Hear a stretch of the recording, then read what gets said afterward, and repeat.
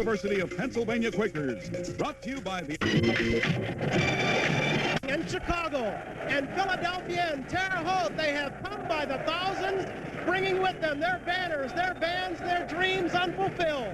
What do they have in common? They've all got championship fever here in Salt Lake City.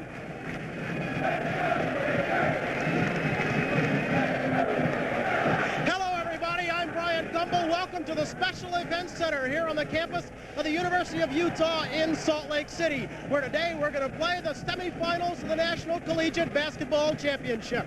What a weekend this is going to kick off on NBC. Schools to identify, have some sentiment. Maybe you like an old coach, maybe you like a long shot, as is the University of Pennsylvania Quakers. There was a long shot 2 years ago at the Omni in Atlanta, the team that lost more games ever than still won the national championship. Marquette, Al McGuire, semifinal 2 years ago. You beat UNC Charlotte. You know that role, and you also know that sweet taste of victory. Well, what Penn has to do to win this game, they must bring Michigan State out of the matchup zone. The matchup zone plays man-to-man on the baseline. They must govern the tempo of the ball game. They also must alternate their defenses, which will shake Michigan State up.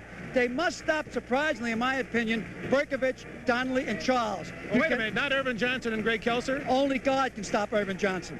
Okay. How about controlling the tempo? What's he mean? Well, I think he's right. Do you play to win or do you play not to lose? And I think in Penn's case, they have to stay in the game early, Dick, because that matchup zone gets tighter, tougher, and tougher to shoot against, especially if you're behind. You got to put up some shots you don't want. And Michigan State plays a great matchup zone. Well, Judd Heathcote, head coach, Michigan State, in his third year with the Spartans. He has his team in the Final Four. How does he win today? Well, I think he wins by doing the same things that he did all year long. They've lost more games than anybody here, but they've played the toughest competition of anybody. They play their game all the time. It's a run game. Al, you kind of think that Penn needs to get in their running game. I think if they do, Michigan State really has the upper hand. I think Judd wants to run and stay in that zone. All right, that's the general strategy from the team's perspective. Now the individual matchups. What's the key in your mind? I think the key is the decision that Weinhauer made on putting Tony Price on Greg Kelser. It's a very dangerous mix-up because Tony Price can end up getting in foul trouble. And if he gets in foul trouble, it's going to force him into the zone. I personally thought they should have put Matt White on him, but I'm not the coach. All right, so maybe we'll watch for that matchup. Will Tony Price be able to handle Kelser? How about from the Spartans' point of view? Well, I think since they play the zone, their defensive matchup not the key. But the big thing is this. Magic Johnson's really a forward on defense and a guard on offense. Very seldom you see that. So the real key, I think, is to let Magic get that ball off the boards and start the offense as he does the minute he touches the ball, Dick. We've talked about some marvelous athletes, and each team represented by one. Tony Price, top player in the Ivy League, All-American Irvin Magic Johnson from Michigan State. It's interesting to hear their feelings about being in this tournament. Penn is a very good team. They beat some very good teams. North Carolina, St. John's. You know, you just don't get to the Final Four by walking in the door. We seem to respond better when we got our backs to the wall and no one gives us a nickel of a chance to do anything. And I think that the team just has, responded better to those circumstances. When we was a little bit favored over St. John's, we might have played our worst game of the tournament because we didn't have that, type of relax. We could relax because we're not expected to win. We're not expected to do anything, so there's really no pressure on us. I always loved to play basketball. It's been just the dream of my life, just to get on the court and get on a pair of sneakers. I love to play. I love other people to play it. And I love to watch other people. I'm a fan of Larry Bird. I really love to see him play because he come up with some new passes I ain't even seen before. I figured if we win 2 ball games here, then any type of reward, I'd get it in the long run. So I'm not really going out to prove anything personally other than winning 2 ball games. That's all. Only thing I'm here for, not to impress anyone or show anyone that I should have been picked for something like that. I just out here to win. As long as we win, and people gonna give me the respect that I think I deserve. Championship fever, it's in the air and moments away, and we'll get to it right after we return you to our studios. For Michigan State University, wearing number 32 at forward, 6'7" senior from Detroit, Gregory Kelser. At forward from Pennsylvania, number 20, 6'5" senior from Philadelphia, Pennsylvania, Tim Smith. For Michigan State, wearing number 12, forward, 6'4", sophomore from Windsor, Ontario, Michael Berkovich. For the University of Pennsylvania, wearing number 21 at center, 6 feet, 10 inches tall, senior from Bethesda, Maryland, Matt White. For Michigan State, wearing number 15 at center, 6'7" junior from St. Croix, Virgin Island, Ron Charles. University of Pennsylvania, number 3 at guard, 5'11" junior from Malvern, New York, James Salters. For Michigan State, wearing number 11 at guard, 6'2", junior from St. Louis, Missouri, Terry Donnelly. For Pennsylvania, number 32 at guard, 6'2", senior from New York City, Bobby Willis. And for Michigan State, number 33 at guard, 6'8", sophomore from Lansing, Michigan, Irving Magic Johnson. Welcome, please, the head coach of the Quakers, Bob Weinauer, and the head coach of Michigan State University, Judd Heathcote.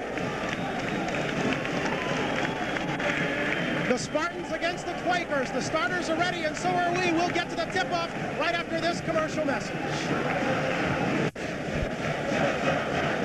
The men who are honored to work the game today, and of course they are looking forward to a final shot as well. You saw the referee, Richard Weiler from the Big Ten area. He's working with Mr. Sylvester and also Mr. Buckowitz. Bob Harold, Pac-10 is a standby official. The Quakers, the long shot in this tournament in the Final Four against the Michigan State Spartans. And here's how they line up. Michigan State is the favorite of the 4 teams that have made it to Salt Lake. The Spartans will have the height advantage. Kelser jumping against White. Michigan State controls. Ron Charles will introduce the players to you in this first time down court. Donnelly with the ball. Outside to Berkovich. Johnson is underneath. Kelser, leading scorer, and a foul holding Tony Price of Pennsylvania. There you are, Pennsylvania playing a man-to-man defense, Al. There's the matchup you talked about, Price on Kelser. A very tough one to make. I think we're going to see Penn go into a zone early. Kelser was very close to a walk that time. Here you see the zone set up. 1-3-1. We'll see a lot of zone defense. Johnson with a pass to Kelser. No basket. Traveling on Kelser. But what a pass by Magic Johnson. Of course, there we see what's going to happen when you play the zone. Magic Johnson can both throw over it and go through it. Something most guards don't have a chance to do. Here's a beautiful pass inside. Kelser really pumped a little bit before he went up for the shot and was called for the walk. That was almost a no-look pass by the Magic man. Pennsylvania, its first offensive possession. Salters to Smith. That's White. Great percentage shooter, but will not shoot unless he's in tight. Price open. Can't hit the layup. Out it comes to Berkovich. Now they're throwing down paper on the floor. This happened in the regional too, and it's really a shame going to hold up the game early. What happened right here is Gregory Kelser, playing that part of the zone, anticipated the ball going to be thrown out and thought Charles would come in behind. Beautiful pass. They won't get many more open than that. No score. First minute of play in Salt Lake City. Indiana State and DePaul will play the second game. A whistle away from the ball and a foul on a man who is foul prone, the center of the Quakers, number 21, Matt White. Really kind of surprised that the zone is this wide open on the inside, and once again the real key is Johnson's passing over the top of it. Donnelly, Berkovich is the best outside shooter for Michigan State, and the Spartans lead 2-0. He's the best pure shooter in the Big Ten. Turned over. Errant pass is Pennsylvania indeed on the transition game, gentlemen, trying to beat Michigan State down court. They want to run, but then they'll pull up if they don't have it. I think they handle the zone beautiful the first time down. I want to see what they do when they set up again.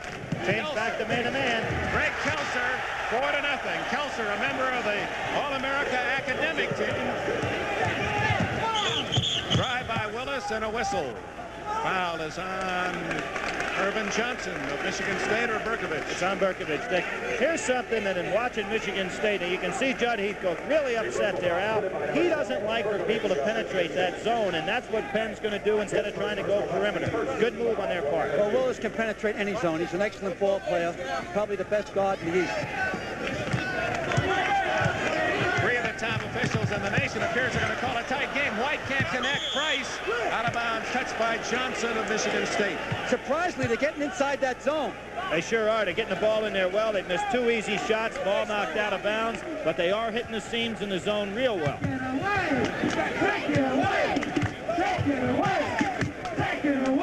Shoulders from the corner, not there. Rebound to White. Back underneath and knocked out of bounds off the fingertips of White of Pennsylvania. You can already see the scouting report. Magic Johnson didn't go out on Salvers that far out. Felt he was a little bit out of his range. And Michigan State scores this time down court. The Quakers are in a bad spot, behind by 6 early. There's Timmy Smith, a little bit overmatched there with Magic Johnson inside, getting behind him and drawing the touch foul.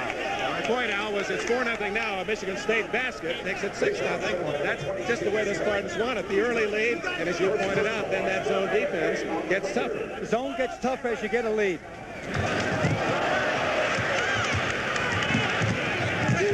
Willis all the way.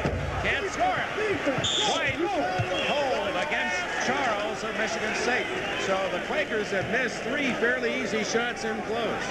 You know, the zone's not as strong without Jay Vincent in the ball game. It's helped them by having Berkovich out there for shooting, but it's not as bulky as it was with him in there. You know what, Al?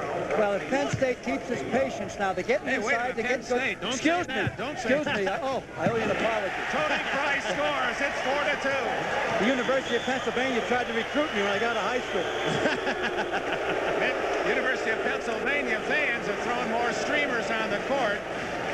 That's a highly academic institution, and I hope that some of the intelligence will prevail. We're going to have a long first game. And Dick, as a little trivia, when they recruited him, Ben Franklin was the coach. No, Chuck Bernard was the football player there at that time. I stayed in the Newman Hall. Still back to the zone. 2-3 now. They're switching those defenses every time down the floor. 2 minutes gone. 4-2 Michigan State. Berkovich can't hit it. Kelser, Charles, and a good defensive play by Willis reaching in to deflect it off the leg of the Spartan player. Charles making one of those mistakes a lot of young big men do. They put the ball on the floor and a quick guard comes in to get it. Here comes Jay Vincent in to take his place. University of Pennsylvania looking for the tying basket. Wide open. Can't hit it. Price ties it up. Tony Price makes it 4 aside. Great play, and the thing that's really amazing me is the fact that Ron Charles not doing a job in the middle of that zone. Penn's really getting the ball in well. 2-3 zone again. They're leaving Berkovich open. Now Johnson, 17-footer, banks it in. Irvin Johnson gives Michigan State the lead. That'll teach you. Out of bounds to Michigan State. Here we see Price, who is a good rebounder, plays big at 6'7", going up on the inside, good tap in, really hustling. Second time up, put it back in. Jay Vincent, who has been playing with an injured foot, was hobbled last week, has the ball. He has replaced Ron Charles. Vincent moving much better than he did last week. They say he's 70% cured. That's Vincent, also from Lansing, Michigan. Was a high school opponent of Irvin Johnson. Kelser connects again. What a player he has been in this tournament. Price is overmatched right there. His defensive fundamentals weren't right to cut off that pass. He's having some trouble. Willis, and a foul against whom? Willis of Pennsylvania. As Johnson had him closed off at the pass. Here we see Bobby Willis, excellent ball handler, and he's doing what you got to do against Michigan State is get the ball inside the zone. He went a little too far. Good defensive play by Magic Johnson on the inside. Michigan State leading by 4. 3.5 minutes gone. They're really starting a 1-1-3 zone, then they're matching up after the first pass. Johnson, not known as a great shooter, has hit 2 in a row. Michigan State has its biggest lead, 10-4. The reason that Johnson doesn't shoot from the outside is not, it's not appetizing enough. Tony Price can't connect. Donnelly saves to Johnson. Here's his play. What a pass. Kelser to Vincent. And a foul on Smith of Penn. There's the thing that Magic Johnson does so well. Normally, when you get a man grabbing a ball off the boards, he'd have to throw it out to the guard that's going to bring it up the court. He creates his own fast break right here, and you've got to cut him off early. Gives up the ball exactly the right time. Nice handoff to Vincent on the inside. Goes up with it. Has a lot of ball. Jay Vincent, 6'8" sophomore. He went to Eastern High School in Lansing. Johnson, Everett High School. Vincent hitting 13 points a game. Long longtime friend and rival of Johnson, and now teammates and sophomores on the Spartan campus. Vincent with a bad foot did not play in the first 3 games of the tournament to any extent. Al, what does his return mean to Michigan State? Well, what it does, it strengthens their zone more than anything else underneath, because he has the bulk more and the strength that Charles doesn't have. And anything else, as you went through a season and won a Big Ten championship, you miss a person when he's taken out. Even Ron Charles is good. He started the first 19 games, and Berkovich took his spot. Vincent has his first point. Michigan State leads 11-4. As Pennsylvania attacks that zone of the Spartans. It's a zone, but there's an awful lot of man-to-man out there, particularly on the ball. Smith can't connect. Kelser knocked it away from White, out of bounds to Penn. You know, Dick, in answer also in regard to Vincent, a team that plays a matchup zone as well as Michigan State, the guys have to have a feel for each other. It's impossible to take a guy like Vincent out of there and not really hurt yourself on defense. Price had a chance underneath, could not connect. Berkovich, 12-footer. Michigan State 13, Penn 4. Surprisingly, Penn should be right in this ball game. They missed a lot of chippy shots. If they don't lose their composure, they'll be all right. Timeout, Pennsylvania. 4.5 minutes gone in this game, and the Spartans jump out to a 9-point lead. 8-year-old Bob Weinauer on the Penn bench. A further examination of your point that Pennsylvania should be much closer than down 9. I wouldn't be surprised if they were making the chippy shots. There are a lot of garbage shots underneath. They're just not going in. I think they're anticipating Magic Johnson and Jay and Kelser going too high, and they're pulling up on their shots. They're working against the zone just beautifully if they keep it up. There's 15:30 left in the game. The score is 13-4, and they'll get a hot hand. Pennsylvania 2 for 11 at the start of this game. Don't forget tomorrow, for the first time, live coverage, as you'll see the top women collegiate basketball players. It'll be Louisiana Tech against Old Dominion here on NBC. Willis hits him outside. He's not known for his outside shooting, but he cuts Michigan State's lead to 7. And here they are picking up full court a little more. If they continue to do that, we'll see Magic bring that ball up the court instead of playing the forward spot. If they fall right back into a zone, Billy. Yep, 2-on-2. They've played 2 different zones so far early in this ball game, plus man-to-man. Well, what an advantage he has being able to be 6'8", throwing the ball right over the top of the zone. Here he is going to the middle of it. All right, we got a coaching strategy here right now. They want to force Pennsylvania into man-to-man. They'll play him 3-on-3 also. With Magic playing in a post, they pull the guards out, and he'll turn and face. There he is. And Johnson has made 3 in a row, 15-6, with 5.5 minutes gone. That's a good move. Judd Heathcote says, "Hey, I'll play you 3-on-3 instead of 5-on-5. Kelser, leading rebounder for the Spartans, a 2-on-1 break. Johnson, he'll set it up. Oh, he's so smooth. Penn can't afford to go out and play him a 3-on-3 game, but they're back to man-to-man. Berkovich, foul on Salters of Pennsylvania. His first. Good call. Bob Weinauer, he did not letter at Cortland State in basketball. He was a catcher in baseball, a quarterback in football, couldn't make the basketball team. Now in his second year, head man at Penn, has the Quakers for the first time ever in the Final Four. Ron Charles back in for Michigan State. Jay Vincent, not 100%, but playing better than he has the last 2 weeks, goes out.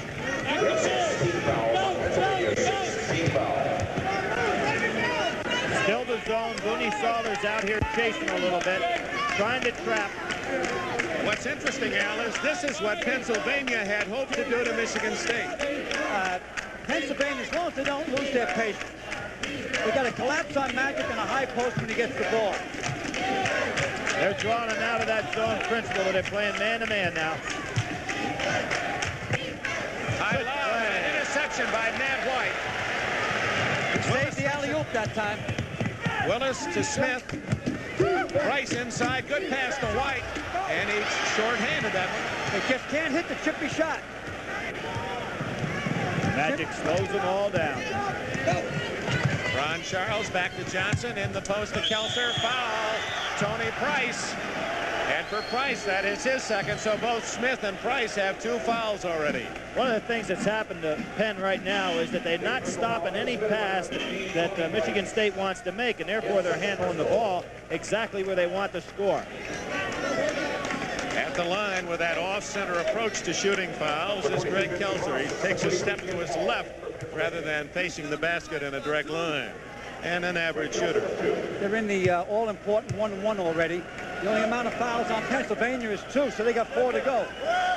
They have Vincent Ross in the game instead of Matt White. White was pulling up a little bit short in his shots. Bobby Willis also going out, so this is a very small team that's on the floor for Penn right now.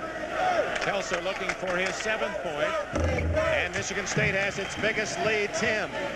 It comes at the 13:07 mark. Take it away. Take it away. Take it away. Take it away. For 22 is Vincent Ross into the lineup. They get in the perimeter passing game, and that Michigan State zone really will get tough on them. They're going to have to penetrate, get it inside somehow. Ken Hall, 33, also in for Pennsylvania. They got it set up right. They'll get the shot. Price double teamed in that zone and picks up a foul from Berkovich of Michigan State. You see Magic saying to Berkovich, look, I had him. Go ahead back in your area in the zone. I've got him when he's down here. And that's what it takes, Al, you know, to play that matchup. Guys talking, having a feel for their part of the court. Well, I personally thought that Magic committed the foul that time. He put his hand in. But he got away with it. Robert Gonzalez, 35, enters. Exit Berkovich for Michigan State. Out of bounds. You could hear Salter saying, no, don't throw it to me. I'm out of bounds. He knew he was out of the field of play. We pause briefly for station identification. This is the NBC Television Network. Your Easter Seal Telethon station, WILX TV 10, serving mid-Michigan. Greg Kelser for the Spartans. Rebound. 22, Ross. Turner brings it up. This is the first year the Ivy League allowed freshmen to play. Smith, the veteran, can't hit. And it's over the top to Michigan State. Good block out on the inside here. We're going to see it right now. Magic Johnson, watch him block out. Gets inside position. Excellent play on his part. He's not only a great ball handler, he's a good rebounder.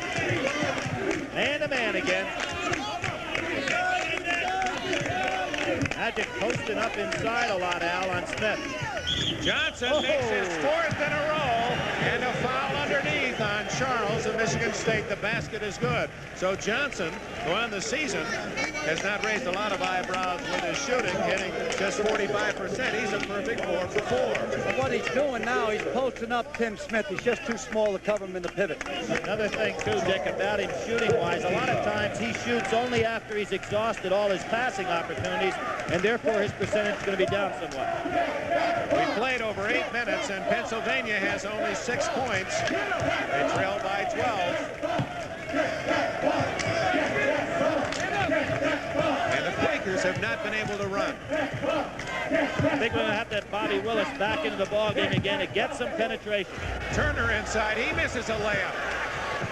And finally, it goes back to Turner, and a foul on Turner of Pennsylvania. Check that. Hall, Ken Hall of Pennsylvania gets the charging foul, and the Quakers are frustrated. Well, they really are frustrated. They've had the ball in the rim. Vincent Ross had a chance to get it. Kenny Hall goes back in there. There was the foul right before the shot, before the release. Foul on him, and Al, the fouls are really piling up for Penn. When you've got that short a team on the floor, they really are at a disadvantage around the basket. Well, some height is coming in now. Matt White returns for Pennsylvania. Well, surprisingly, I've had Michigan State 3 times this year, and Pennsylvania's gotten inside their zone 1,000% better than anyone else. They just can't make the chippy layup. Now you have Vincent Ross on Magic Johnson. He's trying to prevent him from handling that ball. Kelser had it knocked away by White, and that forced the turnover. Traveling. Nice help. Now, so far in this tournament, the Big Ten champion Spartans, as you see, Magic fighting it off with 22 Ross. They've beaten LSU, they've beaten Lamar, they've beaten Notre Dame, and they jumped off to a big lead against Pennsylvania. No one has been able to really challenge them early. But they just can't find that range. Price can't connect. Here comes Johnson. And a foul on Price. Oh, that's a thin foul on Price in the backcourt, and that's his third foul. Well, Price had the right idea, try to slow down Magic, make him give up the ball on the other end of the court. But, of course, that's a real tough break for him. But Price out of the game. Penn needing baskets, Al. It really hurts to have him sitting down. Well, I believe that what they got to try now is go to a combination, either a box one with a man-to-man on Magic, or a triangle two with a man on Magic, a man on Greg Kelser. You've got to test Donnelly to the outside and the freshman Gonzalez more. If these two fellas handle the ball, you're not going to beat them. Well, you know, with 10 minutes gone, it's not that Michigan State's killing them with offense. It's the fact that they're not hitting any of their baskets. You know, they've only given up 19. It's not bad in 10 minutes. One shot. Johnson looking for his 10th point. We'll have to pick a most valuable player, gentlemen, later in the game. And of course, Johnson has won his share of those honors this year. Consensus All-American as a sophomore. The thing Michigan State has to watch here now is to stop getting sloppy, because they've got a lead. And they have to be patient themselves. Almost stolen by Gonzalez.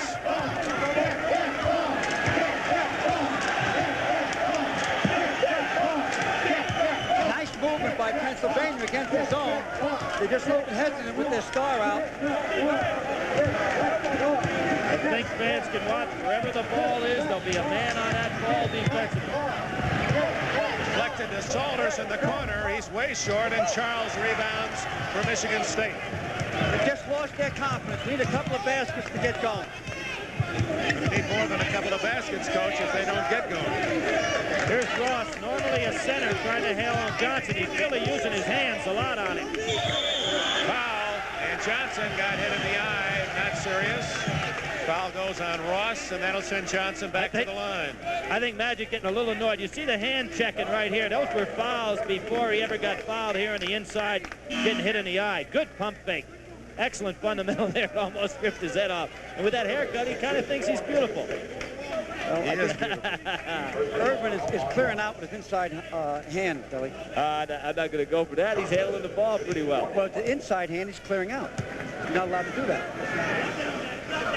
Johnson has been perfect. 4 from the floor, 4 in the bucket. 3 from the line, down the bottom of the well, and 11 points for the Magic Man. And, you know, primarily he's been posting up because he's played forward this entire ball game. He hadn't had to come back to get the ball up court. 22-6, Michigan State, and we have a timeout. We played a half of this first 20-minute period, and the green and white from Michigan State in a commanding lead. Michigan State 22, Pennsylvania 6. We focus upon the Quakers. Obviously, they're not going to play that 46 points in 10-plus minutes. Well, they got to do, in my opinion, go back to Tony Price. They got to let it all hang out there. They also got to go to a man-to-man full court. And what they need is 1 or 2 baskets to go in. They're all starting to pull up on their shot. They're pulling their arm back. They're turning their wrist. That's a sign of choking up. And they're too good to choke up. Well, Bobby Willis is back in the ball game now. He's a guy that gets it going for him. But Price with 3 fouls sits on the bench. You would play Price even with 3, Al? In this situation, because you're awfully close to a blowout, 22-6. Matt White clears. Way off the mark is Ross, but Willis gets it for Pennsylvania. Inside to Smith. He misses a layup. Another one. And they're not even close. Well, what's happening, they're hearing steps in there. They probably read too much about Kelser and Johnson and Charles. And they're anticipating them to have to shoot way over them on the jump shot. Kelser. That's a tough shot. Gonzalez blocked. And Charles lays it in. 24-6. Charles has his first bucket. They really have lost their feel for the game out there now. You can just see the kids and everything going against them right now. Let me talk to them once. Take your time, fellas. Go easy. Really, take your time. Don't be in a rush. Let's get a basket this time. Nice and easy. That's it. Here we go. Up, up. Kelser blocks. Here come the Spartans.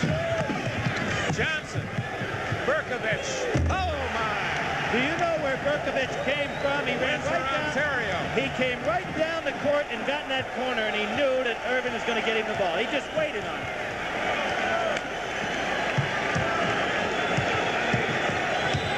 Al, maybe we we can get that Ouija man from Louisville to talk to him a little bit. Foul against Pennsylvania. 32 Willis, I believe. Yes, everything going wrong. Must be agonizing for the people back in Philadelphia and all of those who are champions of the Ivy League, that here's a team that, as Al has pointed out, has done what it should do. It's inside and hitting 17% of its shots, but most of those have been layups. They're getting the ball where they want it to be. Hey, they beat North Carolina. Michigan State lost to North Carolina. This is a decent ball club, a good ball club. You don't get this far. They won 4 games already in the NCAA. They just did that. Their heads are down. Someone has to pick them up. They have to get a little bit of zip, a little bit of spirit. And of course, Magic is pouring it on. He's not letting them up for air. And he's playing in the backcourt now. Gonzalez can't hit, but a tip in by Charles, Ron Charles. When it rains, it pours. Got to come back for Tony Price. Into the game for the first time is Tom Leeson. A steal, 3-on-1, 4-on-1. Kelser misses. Well, turnabout's fair play. That was good defense by Tony Salters that time. Hung in there well. Stolen by Kelser. Beautiful hand. All alone, Berkovich. 30-6. Berkovich will be playing for the Canadians in Moscow in 1980. An incredible start by Michigan State. We may be seeing the best team in college basketball. 30-6, we return to our local stations. NBC Sports. Over the Dominion defeated UCLA in the semifinals. Louisiana Tech took Tennessee last night. 7.5 minutes remaining in a lifetime of a first half for Pennsylvania. Blocked by Kelser, controlled by Charles. Michigan State playing a textbook first half. You know, Judd Heathcote said you're only as good as your last game. In his last game, he said we were very, very good. He's going to say the same thing today. Another foul on Smith, and that'll be his third. As the NCAA brings its 74th year, concerned with its responsibility role in emphasizing the importance of intercollegiate athletics in our society, it looks forward to continuing its part in the vibrant heritage of America. Highest priority goes to the service it provides to over 800 voluntary members, acting as the true voice of college athletics. Preceding message furnished by the NCAA. Johnson, 12 points in the game, 4 for 4 from the line. That free throw tells the story. Everything has gone home for Michigan State, and nothing for Penn. Coach Judd Heathcote says that Johnson is the best ball player in basketball, whether pro, college, or high school.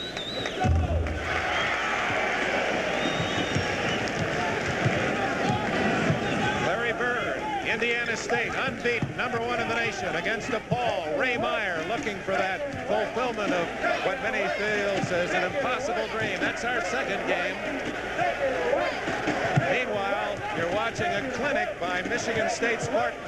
And of course, that zone is dropped back inside the foul line area. Now they're just going to give up the outside shot, force Penn to try to get the ball inside, and there's so much traffic in there. Willis is fouled. The basket is good. Berkovich made the foul, and that's a moral victory for the Penn Rooters.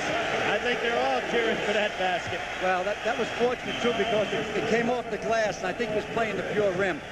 Well, you noticed he was guarded by Berkovich. He was playing out front in the zone. The shot was from about 12 feet, but it shows you how far Michigan State's packed back in there. That's the first basket and first points for Pennsylvania in nearly 8 minutes. That's so incredible, you know what, Al, because they did have the shots. You know, it's one thing if they take your game away completely, but when you're playing the game and it's not falling, that's something else. Magic waits on it. According to my notes, 8 minutes and 27 seconds, the drought for the University of Pennsylvania. Now they have Ted Flick, a substitute, playing Magic Johnson. He's going to try to move on him. That's Flick, number 4. Kelser. And it comes out to Michigan State. Donnelly. Really playing with cold hands out there. Has a walk. Charles, that'll be a foul on him. Ron Charles has his third foul. That's about the only negative that Judd Heathcote can find as he searches down his bench, and Jay Vincent will come in for Michigan State. Now a little question on this. Looking like Michigan State really has themselves in position here. You're coaching them and they're getting a little sloppy, particularly on offense. This is something that could really work against them in the finals, assuming they're going to get there, because they're getting away from their game right now a little bit. What happens if you don't have any close games, we usually have when you fold, and they haven't had a close one yet in the NCAA. David Jackson, number 5, a freshman in the game for Pennsylvania. That's Jackson with the ball. Ross, 22, another freshman, is in there. Well, there's only 2 starters on the floor right now. Matt White and Bobby Willis. Ted Fleck way outside, not there. Ross banks it, rebound. Vincent throws it away to Ross. Ross can't hit. And Johnson. Oh, look at that move by Fleck of Pennsylvania. Again, the ball just won't drop. How about the move Magic played on after that rebound? Grabbed it off, put it behind his back into traffic. Well, I tell you, the guy say, watch this move right here. Rips the rebound off, puts it behind his back when he feels the defense. Whoops, I'll see you later, fella. He took it up court. He's out of sight. You forget, and maybe people are watching Johnson for the first time. Ladies and gentlemen, that man is 6 feet 8 inches tall. That's not a 6'1", 6'2" man handling the ball so deftly. He's a basketball giant. Handles it like a little guard. And you know what helps Michigan State is the fact if you press him, instead of playing a forward position, he comes back and handles it at a guard and just takes it up and eliminates the pressure. He missed the shot. They should take him out. He missed the shot. 33-8. Michigan State leads with 5.5 minutes remaining in the first half. The zone gets so much tougher with Jay Vincent in the game.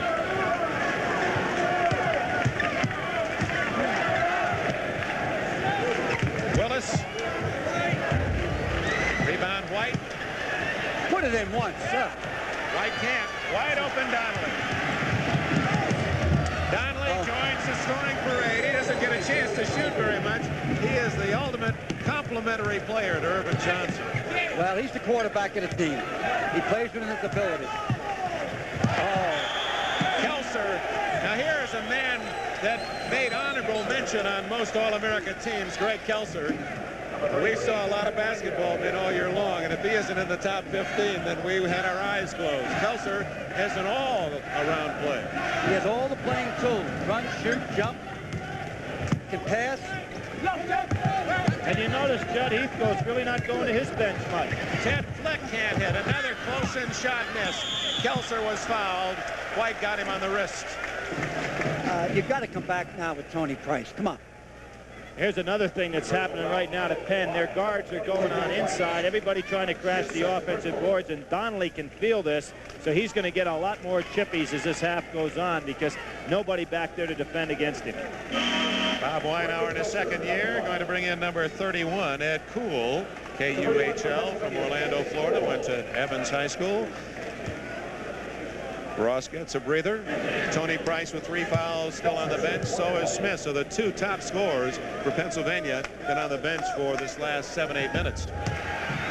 Well, you can see the look on the kids from Penn's faces sitting on the bench right there. It's really one of despair. They can't believe this has happened to them. They've had an awful lot of success against good people this year, and I'm sure this is really something they're having a hard time handling. You saw Michigan State had no one on the free throw lane. Other 4 players were down court. The Spartans have owned this first half. Cool. Can't hit. Up. Willis sets up White. He can't hit another layup. Oh, what a pass by Kelser. 2-on-1. Johnson to Donnelly. What a... Oh, Donnelly's hurt. Oh, I don't know what he hit.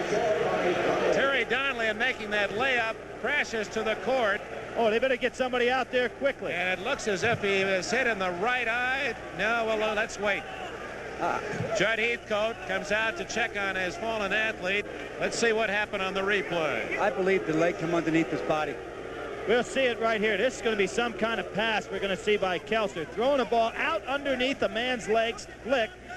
Donnelly knows what to do with it, gets it back to Johnson. Excellent bounce pass. Now here he comes in, and whoa, it should have been a 2-shot foul. Ooh, he really hit his head. Should have been on Bobby Willis, should have been a 2-shotter. Bob Willis used his hip and rolled it under the athlete, and when you're in midair, you're out of control. Here he is. That was a cut right there, and boy, he really came down, hit the back of his head on the floor. Donnelly's a very important ball player.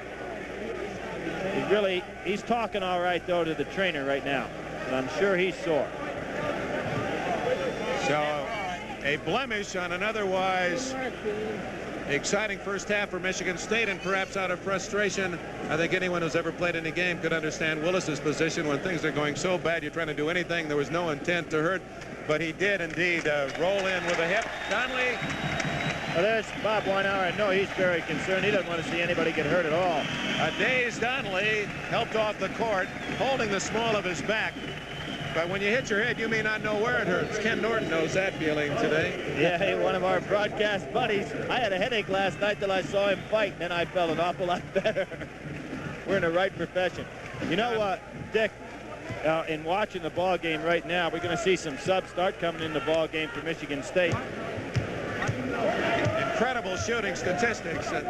Pennsylvania wouldn't believe that themselves, and again, most of those from close in. A steal just into the game, number 23, Mike Longacre. Taken right back. Ken Hall for Pennsylvania, and he throws it away. But we have a lot of guys in the ball game right now for Penn that are not used to playing together as a unit. Only one starter in the game. Why wouldn't he bring in his starters, Coach McGuire? I can't figure that out. He might be trying to wait for the second half, but this is a Dunkirk. There'll be no second half. There's Magic. He's just toying with people out there now. Jay Vincent. Batted away by Cool and controlled by Willis. Oh, look at Magic's hands. Out of bounds. Touched last by Johnson. Terry Donnelly going to go back into the Michigan State locker room to be attended, and it appears he's okay. Good news. I watched Jay Vincent run down the court that time. He had to go the full 90 feet, pretty good speed. He really is limping heavily today. Get ready. Kelser and Irvin Johnson leap 5 feet in the air to celebrate the perfect pass and a dunk by his teammate Kelser. You know when it's coming. 40-8 Michigan State, an unbelievable first half. It's just not believable that we could have this kind of score when you get down to the final 4 teams in the United States. Let me see the fast break again. Now here are 2 forwards leading this break. Guards back inside. It's all over when Kelser gets up there. That was a gorilla dunk. We apologize that there are some video problems in our telecast from Salt Lake City. Kelser and Johnson are seeing things well, but I know some of you around the country having trouble. The telephone company is working on that and trying to clean up the difficulties. We apologize. Telephone company will set things. You know, Dick, excuse me, you know what is hard to believe watching this game? With the score being what it is, Penn is coming in with all of their subs. Michigan State staying with their regular people. You'd think it'd be the other way around. The game. And close this thing up a little bit. Judd, why does he want it close? Judd wants to blow it up. Oh, he wants to win. He wants to get home and get out of here.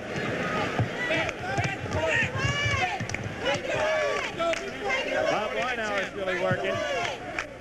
Kelser. Greg Kelser putting on a show, showing the Salt Lake City fans why he's one of the nation's best. He has 10. Johnson has 15.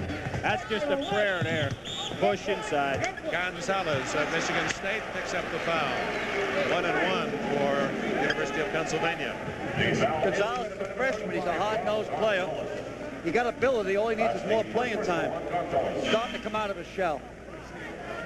Booty Solders returns to the Penn lineup.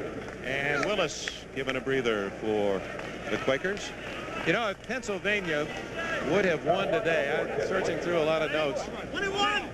They started their basketball program in 1902. You know what game it would have been on Monday night if they'd gotten into the finals?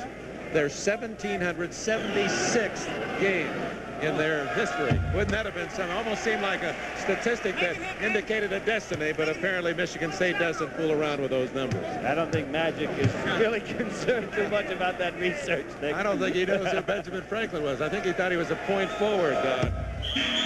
I think there's not too much beer being drank at Smokey Joe's on the campus there. 42-12. Here we see full court pressure. Magic just throws right over it. Magic says, no, okay, let me start it. Now Kelser is more open. That's the play. 44-12. They're not even preventing him from handling the ball. I mean, the guy's a great player. Billy, they're trying Johnson so hard to steals. score. They Here can't it do anything comes. else. And there's Kelser.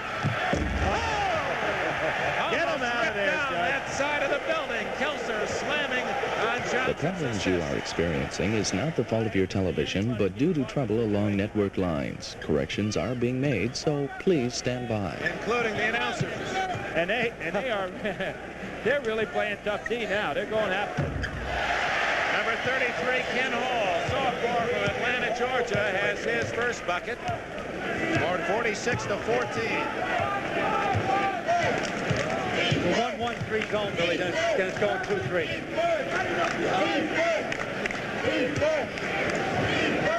Well, and what happens when you put Magic outside of this zone with small guards? He just throws right past them, over them, and through them.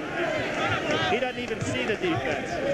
There it is. Oh, what a pass to Vincent, and he is fouled. We understand that our NBC technicians have the pictures as clear and magnificent as usual. The telephone company's lines out of Salt Lake City somewhere are failing us, and the telephone company working on those problems. We apologize for the video difficulties.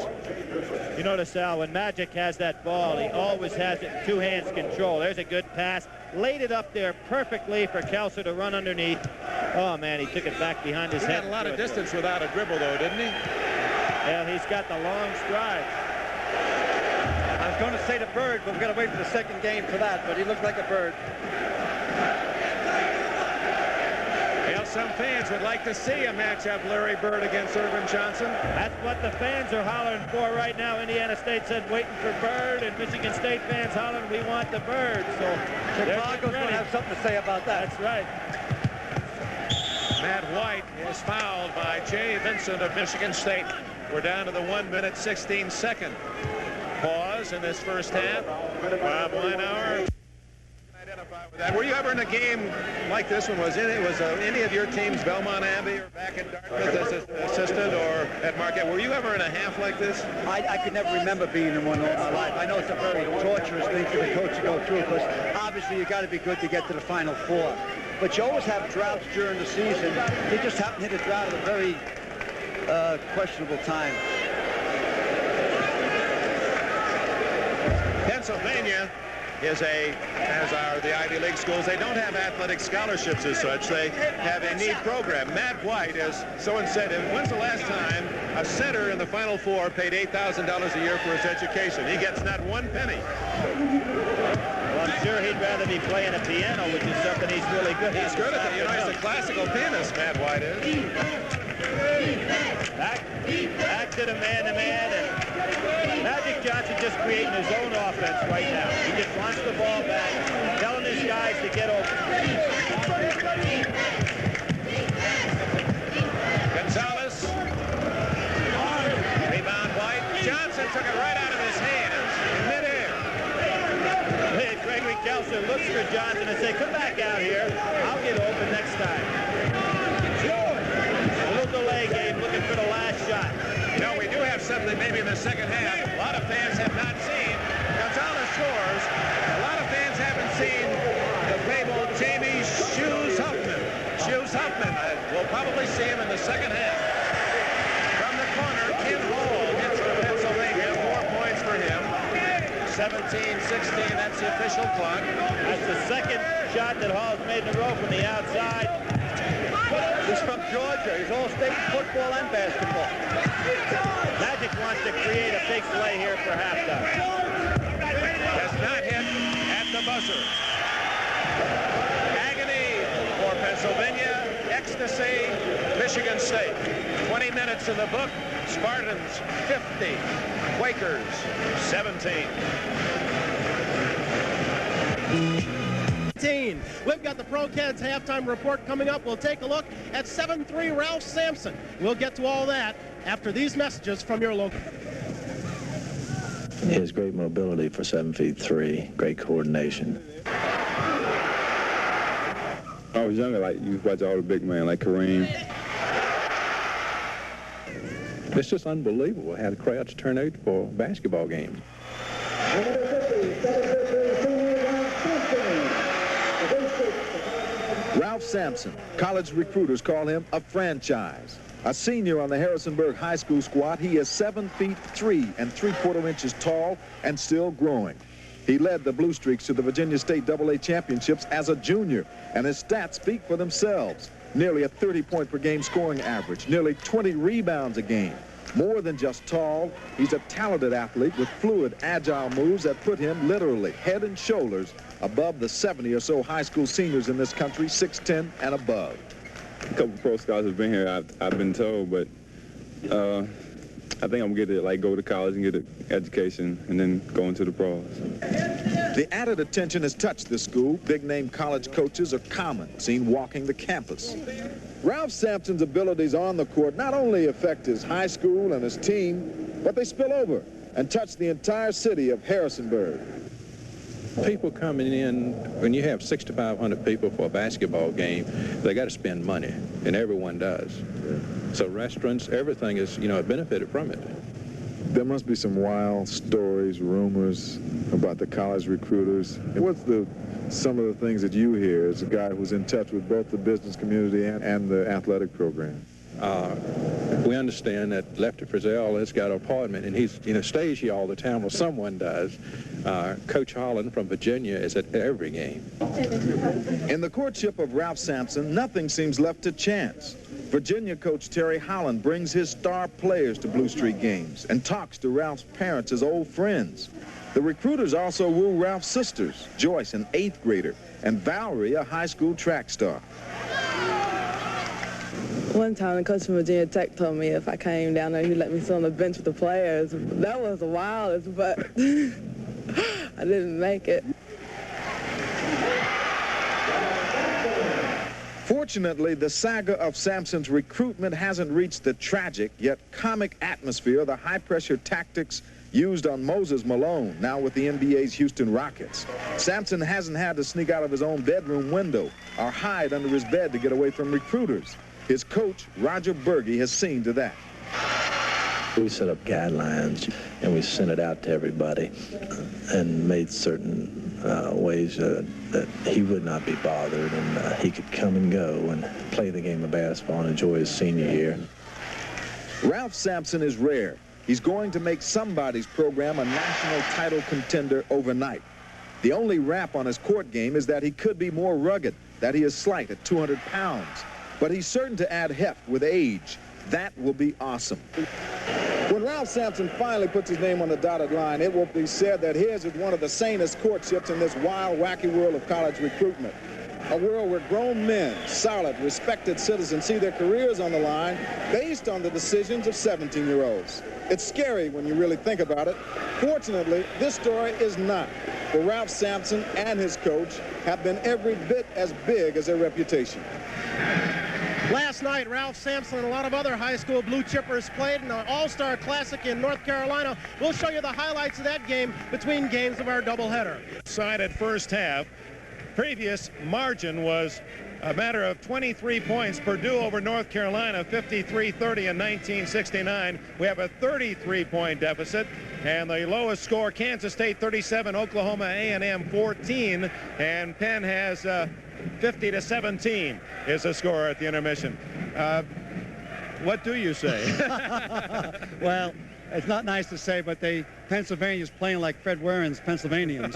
And I think what you really need is Ben Franklin to come out here and turn it around. But what happened, hey, they're great young guys. They'll get their head up. They just got their dobbers down. I think they'll play a nice second half. Obviously, they're not going to win the game. I'm not going to try to con the people and hype the second half. But we got a great second game coming up. And meanwhile, Michigan State's fans, Brian, have already challenged Indiana State. They had a visit to the Indiana State section. I think they're wise to do so, Dick. That's the end of our Pro Kids band. Ready for the second half. Michigan State 50, Penn 17, and statistics in this case don't lie. Look at those shooting percentages. Well, it's hard to believe because they've had good guys going to the line with their shot, Al, particularly early in the game. First 5 or 6 minutes, they had a couple of easy ones that just wouldn't fall, and it went that way the whole first half. I think you see a lot of pride in Pennsylvania this second half. Mark my words. They start with the original unit, does Coach Bob Weinauer.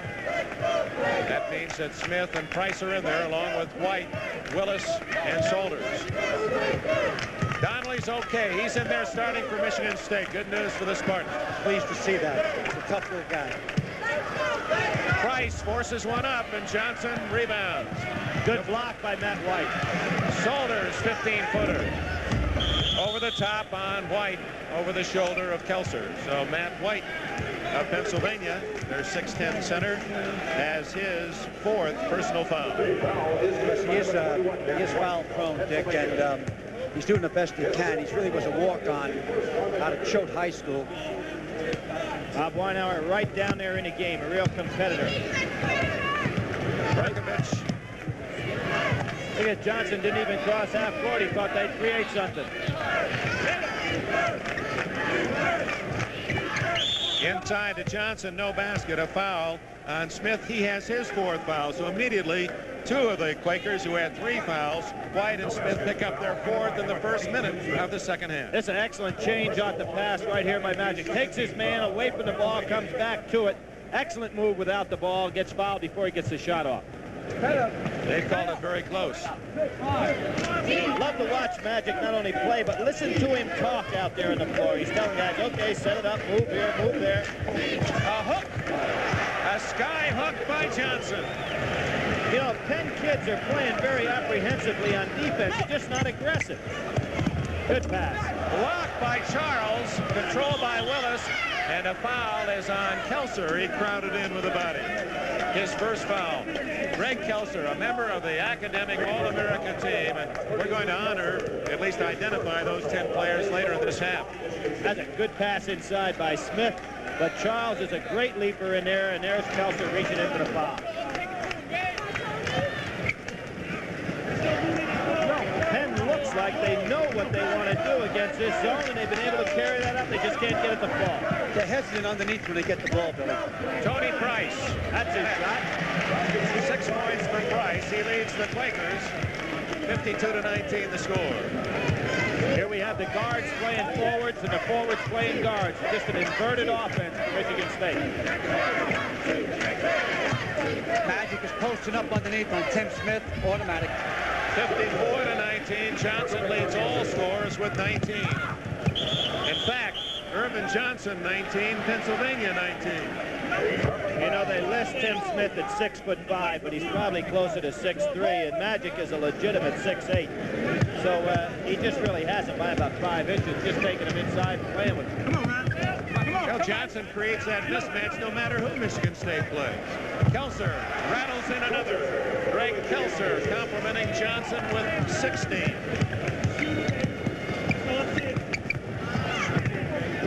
Smith controls. One thing about playing Michigan State, you know what their defense is going to be. It's a matter of beating it. Here goes Magic. Gets it stolen.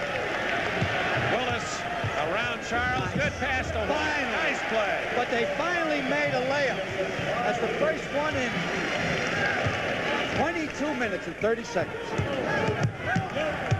Magic a little annoyed with himself on that last fast break. Kelser, a little one-on-one, and the foul is on Solders. Grab the wrist. Tony Price was thankful that he didn't. He's matched up again on Kelser, and Kelser just taking him. Here it is. Excellent move. No walk. Good crossover dribble. Loses Price. Salters has to come over to pick him up. Almost made the shot. But he's a great athlete. Nice angle, that shot. Director Harry Coyle, George Finkel, our producer. We have 10 cameras covering this action. Kelser at the line. You know, in the old days, it used to be, some kids thought it was an honor to be on the All-America academic team, but now it's become a very significant honor. And look at the names, and those are legitimate All-Americans as players as well. And we salute those men. We'll show you that list again later where we can elaborate on them. I would have made it when I was in school if they caught me copying. But you had, what was that vision you had? Peripheral. That's what did it for you. Don't forget Economawalk, my friend Tom Snyder. Economawalk, a beautiful village outside Al's hometown of Milwaukee. Willis. Oh, that's a nice play. Bobby Willis makes it 58-23. Willis has 6. From New York City, Monroe High School. Just a matter of getting themselves together offensively. He turned it over. Ball was knocked away, and then Johnson in trying to control with a bad dribble, and it goes to Pennsylvania. Bobby Weinauer really working on that bench, and he's got a lot of pride as a coach. And Dick, I think he represents the thing you like most about coach. He's a real teacher. And I think that's why he's been such an outstanding success as a coach. He was very successful at Massapequa High School in Long Island as football and basketball coach for 10 years. 3-on-2, and it's Berkovich. Can't connect. Price clears. 1-on-2 the other way. Willis takes it inside to Smith. Stolen by Johnson. Johnson looking for a long pass to Berkovich. And there's Terry Donnelly.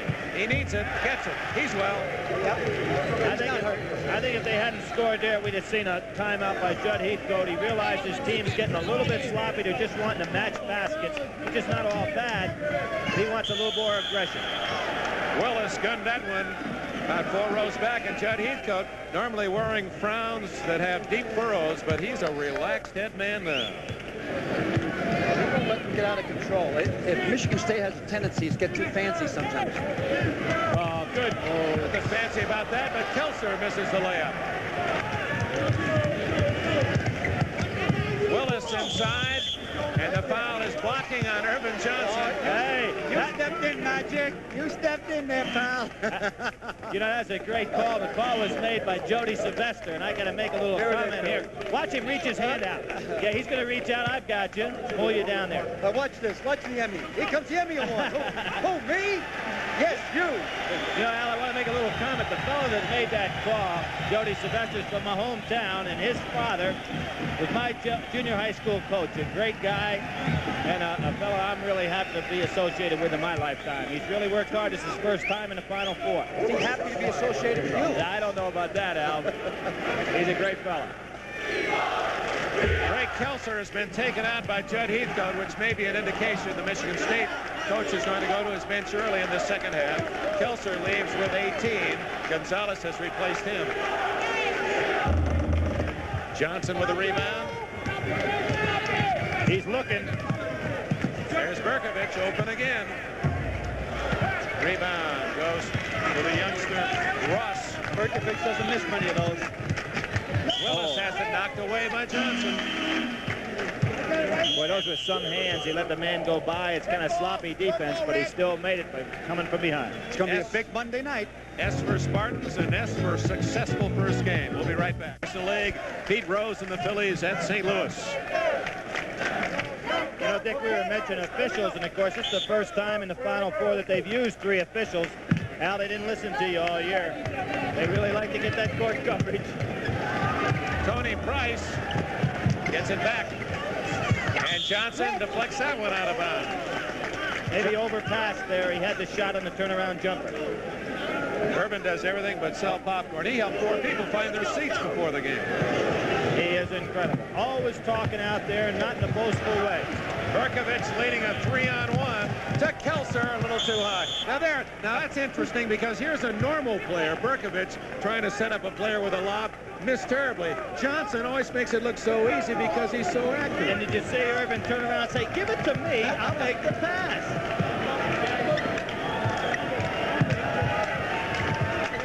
Really tough to attack this zone now.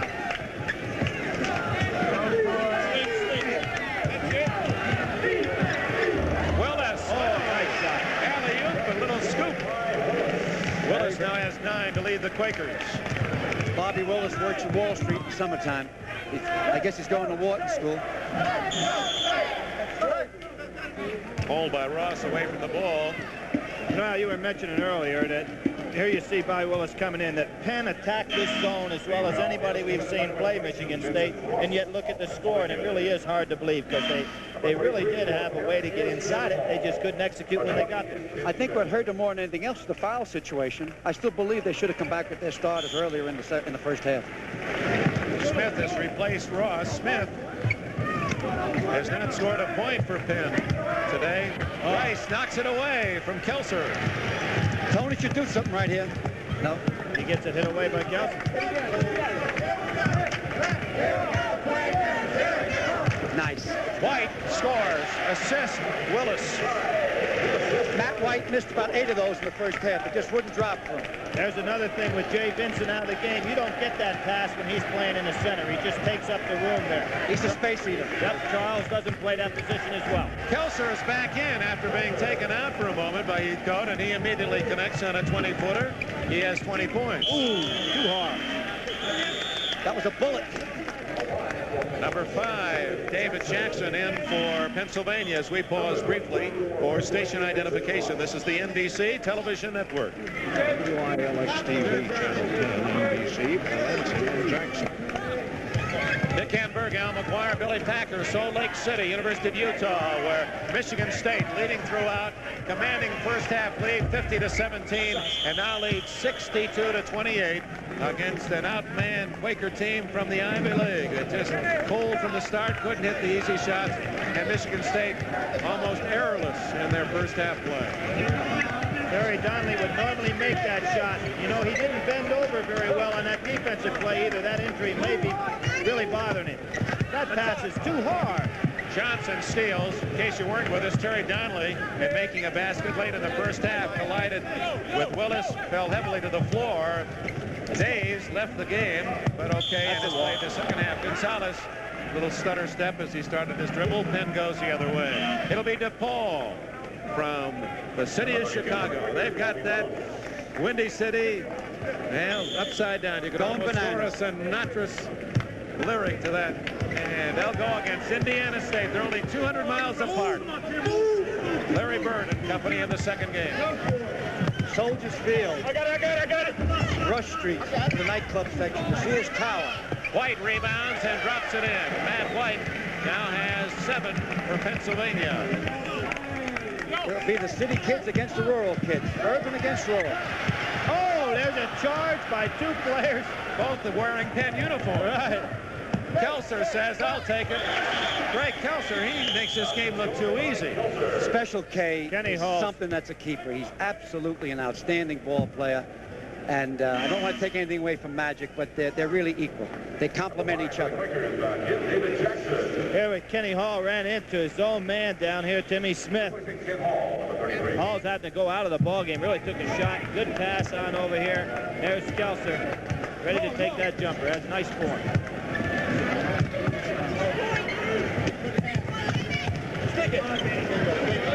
Smith still looking for his first point. White follows it in. White coming into this game, one of the leaders in the NCAA field goal percentage was 65%. So for him to miss so many fairly easy shots first half was atypical. Well, Tim Smith beat St. John's. He hit 5 outside shots against their zone, over their zone. Gonzalez, offensive foul. Timeout, says Judd Heathcote. The Michigan State headmitter with 12 minutes and 18 seconds remaining in this first game of our semifinal doubleheader. It's still Michigan State freezing. Livingston Siegel. No, the name, you know, the scientific name. For Ornithologist. What is it? Ornithologist. Ornithologist. No, that's after you catch the bird. And no one's been able to do that yet. Tony Price of Pennsylvania. Kelser out of bounds to Penn. They sandwiched him in there. He got his rebound and threw it out of his hand. Michigan State 64, Penn 32. Spartans on their way to the finals Monday night. That'll be at 9 o'clock Eastern time here on NBC. They'll play either DePaul or Indiana State. Price can't connect, but he was fouled. Kelser got him. They're much more positive in the way they're playing right now. You know, they're throwing the ball up there well, going to the basket. There's a good move by Price, going right up against Kelser. First half, everybody's a little timid in there. Kelser's 6'7", but he plays so much taller, doesn't he? Yeah, he's a 6'11", 7 foot, 6'13". Tony Price, who has been the star in this tournament for Penn and winning 4. You know, Pennsylvania's the first team ever that has had to win 4 games to get to the Final Four. With the added teams, a 40-team field, Penn had the extra game and opened by beating Iona, then North Carolina, Syracuse, and St. John's. Well, you know, in all the other regionals, Dick, you had the number 1 and 2 seeds doing real well, getting up to the finals in the regionals. And, of course, in the East, you had Penn and St. John's, 2 teams seated way down at the bottom, went all the way through. Did you like the 40-man field, Al? Yeah, I think it was a good idea. But in tournaments, what happens, 39 teams are unhappy because they lose. And a week later, they feel good because then they realize they had a good season anyway. Yeah, that's a sad fact, whether it be the NFL to the Super Bowl or the NCAA playoffs. The great majority goes home a loser. Only one can make it. No way to stop Magic inside. He's posting there on Smith, and you know, Smith really is a lot shorter. Magic in excellent position on it. Johnson now has 21 points. Deep in the corner is Willis. Foul on 20, Smith, I believe. That's all she wrote for Tim Smith then. Here we see, now watch Magic in position. Smith tries to front him. Magic just gets him posts up inside, takes it right to the basket. Just a total mismatch on that position. Tim Smith, the number 2 scorer for Pennsylvania. What a sad way for him to end his career. Been a great player for the Quakers out of West Philadelphia.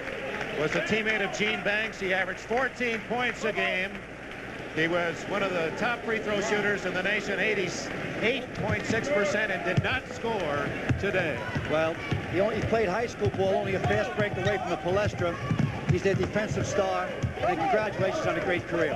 One game doesn't change a career. Well, Magic is taking the shot today. He's filling it. He's tough enough when he's playing his playmaker role, but when he scores the way he has today, then how do you beat Michigan State? And you know, you can't underrate him in that zone defense. There he is, right there, moving into position on the hole. He really knows how to play the back line as well as anybody around. He gets beat. Price goes around him and gets 2 and is fouled by Charles. Magic knows where people are. He has good anticipation. Maybe the only guy any better anticipating back there. There he is, sliding into the hole. Almost makes the play. Now he gets caught outside a little bit, and before he recovers, there's an opening in his area of the zone. There he is, looking around, trying to find the place where the people are filling. Ivy League's Player of the Year, Tony Price. He too a senior from the Bronx. Over the line. Yes, sir. Price jumped in there too soon. He went over the line after his shot, and that's the kind of thing you'd never expect him to do. He just not concentrating. Guys, taking him out. A day of maturity for young Bob Weinauer. These are days that good coaches, their experiences no one likes, but sometimes a lot of good things happen out of tragedy and out of a crisis, and that's what this will be labeled. Sometimes it costs you your job, too. I don't mean that as Perkovich, 10 points for him. There's Tony Smith, a good ball handler, losing it in the open court area. Solders connects, and that's his first points of the game. Booney Solders, he's the one returning starter for Penn, junior from Malvern, New York. In goes Magic. Well, he brought it down court, didn't feel anything, passed it off, and very alertly his teammates get it right back to him. Is that clock running? Is there still 10 minutes left? Price connects. Tony Price, that's his shot. 15-footer, very tough inside. Time goes so fast when you're having fun. You know, here's the thing that's interesting about this game is now Magic against the press is going back and playing that guard position. Ross just can't handle him. He's big enough to handle him inside, but not outside. Donnelly can't hit. Charles gets the rebound. I think Donnelly's way under capacity right now. He's not moving well at all. Kelser forced that. That's one of the few things he's done wrong in the 4 games we've seen him in the tournament. Saunders back. And a foul. Tony Price over the back. So for Tony Price, that is his 4th foul. And Donnelly asked to come out of the game. There's Magic going down the lane. Nobody really getting up head-to-head on him. He looked like a cowboy about to jump on his horse there, didn't he? Here's Terry Donnelly walking over to the side. There's Magic coming in. Great angle on the play right there. I think he jumped over his horse. Dick, there goes Donnelly out of the ballgame. I think he's in a great deal of pain. He just has not. Look at him sitting down. He looks very pale. He sat down gingerly that time. He time. sure did. Monday night, he'll be on top of his game. Magic just going back now. He's posting up inside. He's going to take a crane and a big truck to pull Johnson out of this one. Great play by Kelser again inside, showing his own form of prestidigitation. He has 24. Johnson has 25. Kelser and Johnson are putting on a clinic. Tony Price gets it back, and Price connects. Top player in the East, many feel. Price has 14. Alan, here's a case where your comment in the first half about getting him back in there when they were out of the ball game anyway is showing that, there was no sense to having him on the bench. You might as well let him in do his thing. He's doing it now, but it's too late. Kelser's posting him up now. He might pick up his 5th foul under there. And Magic and Kelser just taking turns going inside. Johnson was fouled as he goes up for that hook shot. They just got a little two-man game going out there. The other guy's patient enough. There's the pass inside. Now watch this move by Kelser. He goes up, feels the defense, double pumps it. He's got a lot more strength than you think he has in there. He's really a wiry guy putting it up inside. Ask and you shall receive. George Finkel on the spot for that shot. It's a little interesting, too, Michigan State not putting people down here to get the rebounds, particularly with a guy like Kelser who's going to get you some offensive rebounds. Well, it's such a close game. The decisions that he's making are so dangerous. There was a shot. Did you see that little sign in the Michigan State section said MSU and Moscow, Irvin Johnson? Wouldn't it be nice if he stayed around another year? You should live at the age you're at. If you're sophomore, you should live at the sophomore. What does that mean? Does he come back as a junior? Well, I hope so, but I don't want to deal with people with money because I don't know what his need at home is, and I don't know a lot of things about it. That's a personal decision to make. It's going to be a tough one, because we asked him about it, and he said, I want to play in the Olympics. He said that yesterday to me. I think Dave Gavitt would like to have him. Dave Gavitt, retired Providence coach, who will be the head man of our U.S. Olympic basketball team. Fine turnaround 10-footer by Ben Ross, Philadelphia product. Oh, Magic tried to put a little bit too clever. Judd Heathcote's going crazy. Ken Hall makes the basket, and with 8 minutes left, it's 76-46. I think even Magic has lost a little bit of his real interest in this ball game. He really wasn't under control in that last move.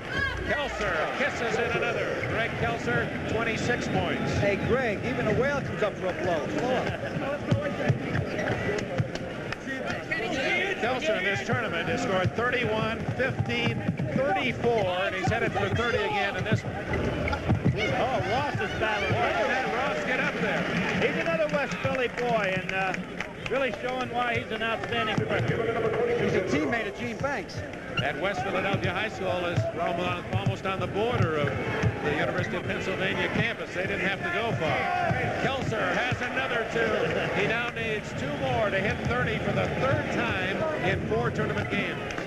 Okay, Judd, move them out now. It's time. Take them out of there. Pull the dogs off. 7 minutes left. Flick. Rebound Kelser.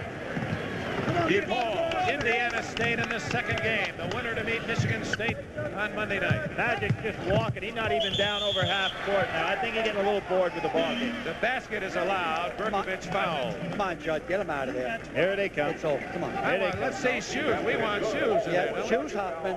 That's our hero. You might have to explain that to the people. Well, what happened, and those of you who did not see the games 2 weeks ago, of course, Indiana State DePaul will follow our telecast. We have a very interesting between-game show for you as well. Out goes Berkovich. He's replaced. Number 10, Greg Lloyd, is in for the Spartans.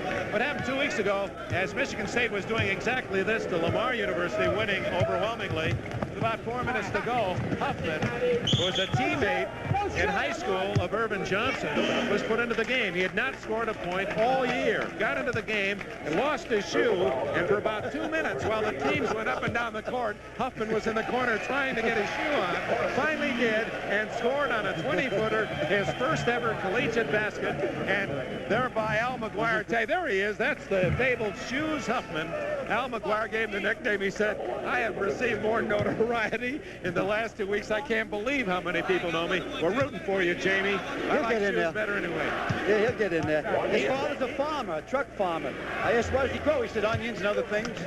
He claims it was a package deal that he invested, huh? Yep, that's right. They really wanted him first and Magic second.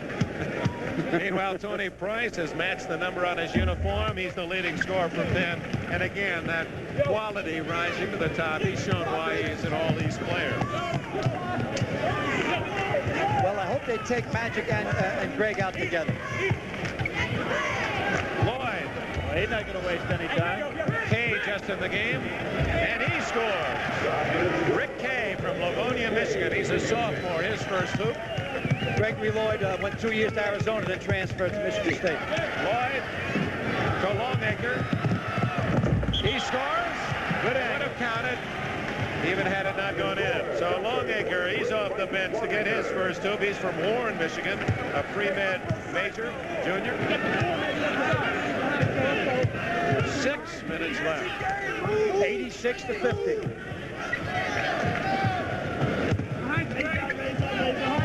Tony Price, short, gets his own rebound. Ross, Longacre, he ran right into a sea of Pennsylvania red or maroon and knocked off balance, turns it over. One of the big assets of Greg Kelser is he gets off his feet so fast. And he's like a pogo stick. He can go up and down 3 or 4 times without taking another step. Here we're going to see the play right there. He bounces around and then he moves. Both men moving for the ball at the same time. Walked after he got possession.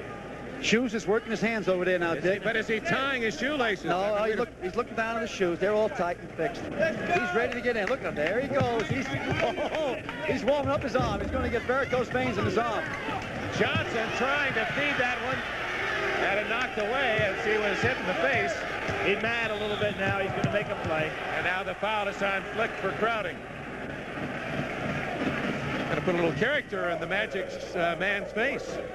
And Magic going up for a rebound. He wanted to throw a pass right there off the rebound. Got hit in the head. Then he gets hit by the revolving door. That woke him up a little bit. He said, give me that ball back. I'll take it up the court, which he did. Gonzalez comes in, and I believe Kelser is going to go out. Greg Kelser, All-American, academic All-American, leads the game with 28 points. Co-captain.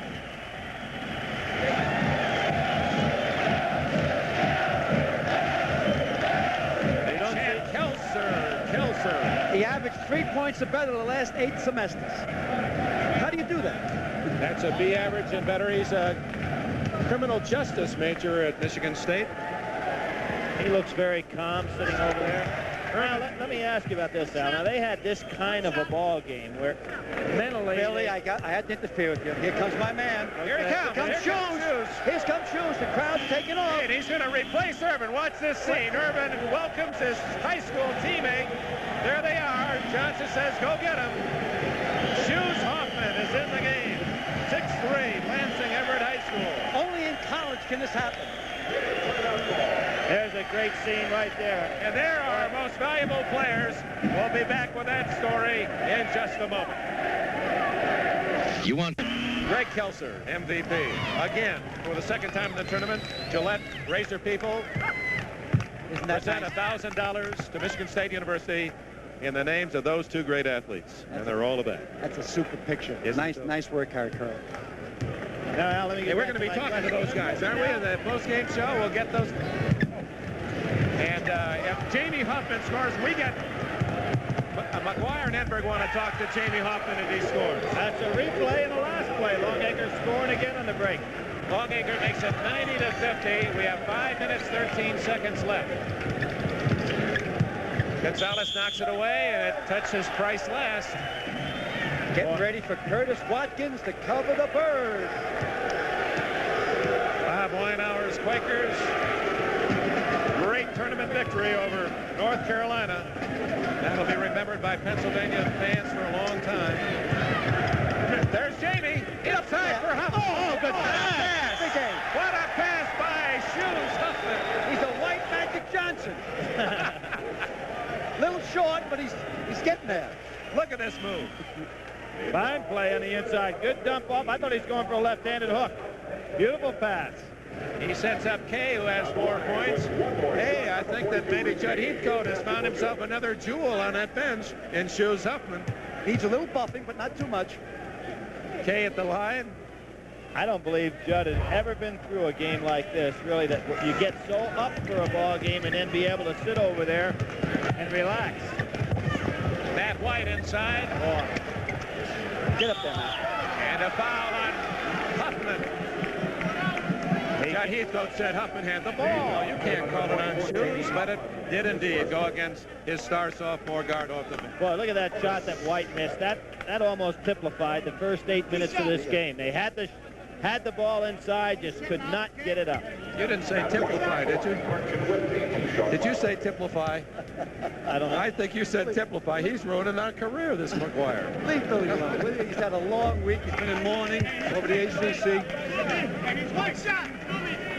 Matt White, a man that is a story in itself. No one recruited him. He went to Pennsylvania for his education and became a basketball starting center and recognized in the Ivy League as one of the better players. He won the Piano Teacher's Guild Award. And passed by Kay off the rim out of bounds to Penn. Okay, Billy, you've been kind of quiet about your reaction to the second game, DePaul, Indiana State. Well, I don't think we're going to see any repeat of this in any stretch of the imagination. I think that's anybody's ball game.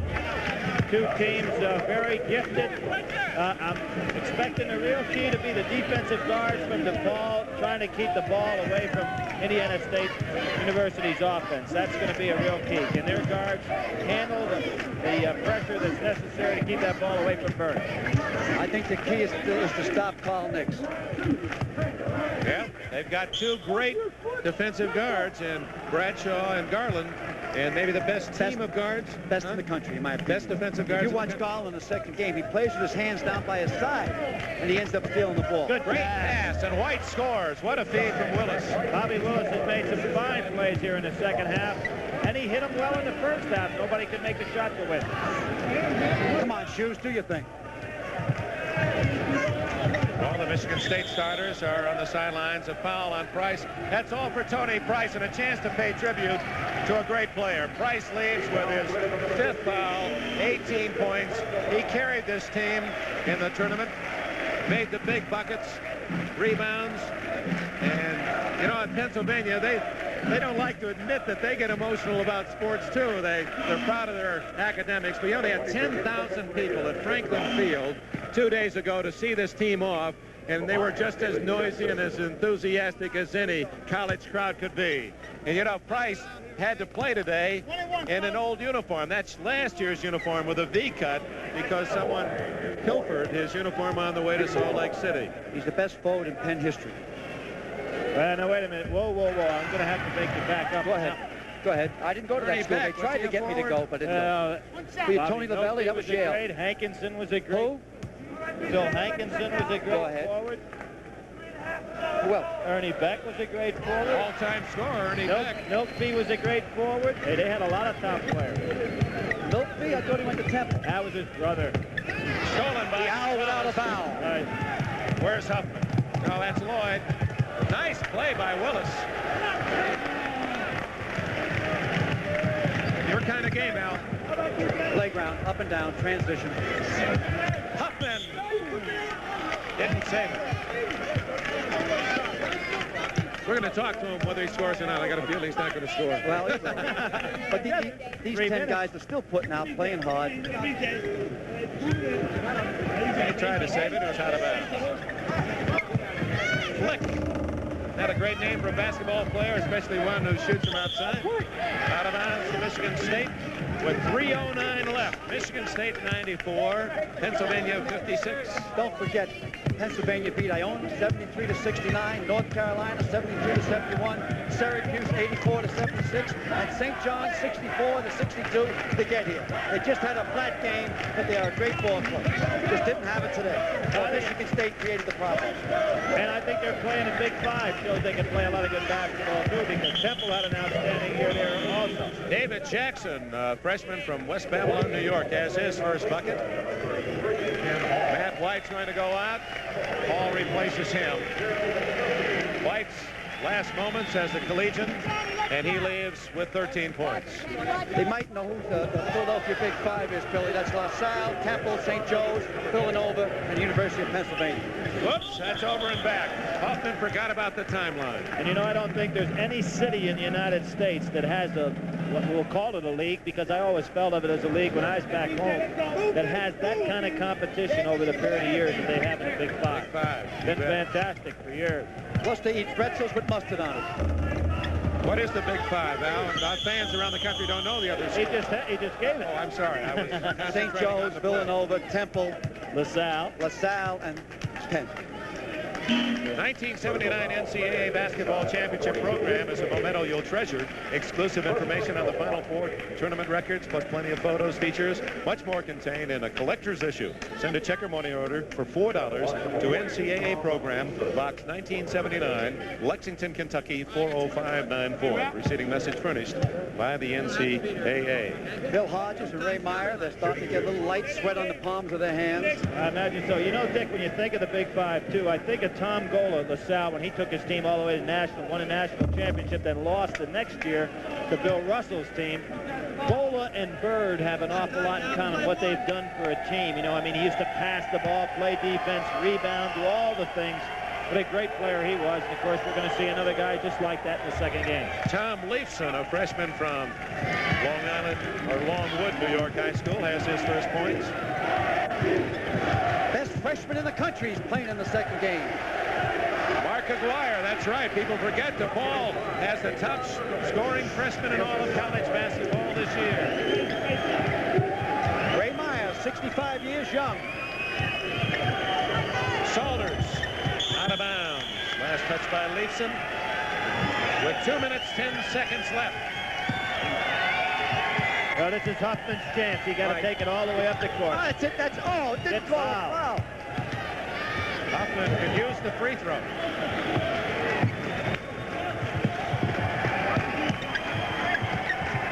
I think they're freezing him out, Al. He's getting too much puff. Yeah. Too much ink. I hear Magic Johnson is jealous of his publicity. That's right. You know, when they were practicing yesterday, those are the Indiana State Sycamore fans, and they're starting to rev up as Larry Bird and company will meet DePaul's Demons in the second game. Well, the guys from the cities and from the streets against the guys from the rural areas in the back 40. Yeah, there are a lot of people, I'm sure, that don't know where Indiana State or Terre Haute is, but they'll be rooting for them because they are the small school, the rural school. And I imagine most of the student body at Indiana State comes from rural area. I went to a school like that, Central Michigan, and there's something special about those people, as it is for the urban schools where the toughness that those DePaul kids have fought through and getting their great education, still the pride in the whole city of Chicago behind the Demons. Well, Watkins is going to be able to play. He looked good in practice yesterday. What he said, he felt his leg was dragging a little bit on defense. The only thing that was bothering him is the wrap they have around his knee.